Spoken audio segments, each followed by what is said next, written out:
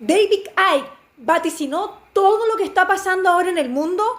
Esto lo dijo en una entrevista en 2014 y él habla de una posible gran guerra mundial y se refiere a algunos países que estarían involucrados en esto. Escuchemos lo que tiene que decir. World wars change worlds, and if you have a global agenda, then global problems allow you to offer global solutions.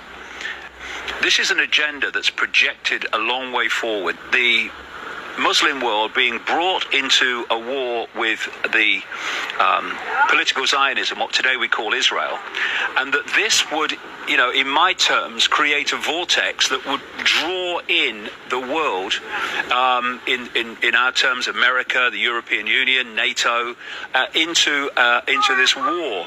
I mean, I know it's hard to believe for anyone frickin' sane, and then you've got what I've been saying now way back in the 1990s. The idea is for this Third World War to involve Russia and China against the West. Yeah. And what's opening up in the Ukraine, while all this is starting to go on in the Middle East, is another front against Russia. The United States is preparing for a war against Russia through Ukraine, and that what they plan is to try to take Crimea back.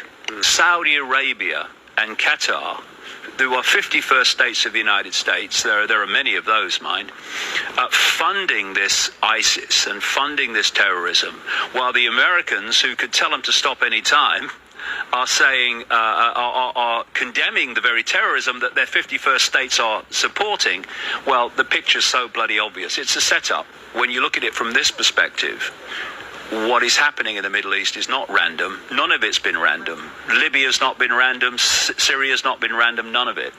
And ISIS certainly isn't random. It's part of this long-term plan to take over the world by creating enormous chaos to which they can offer the order out of the chaos, their order, their new world order. When we realize that, we can see that events are not random, but coldly calculated. These people are sheer, undiluted evil. And people need to understand that. Otherwise, they will reject that anyone could do what they're doing and kill and maim and slaughter so many people. They can do it because they have no heart, they have no empathy, they have no emotional compassion, and thus mayhem is their currency, and they have no emotional consequence. They are not like us, so don't judge what they'll do by what you would do, because it ain't the same thing.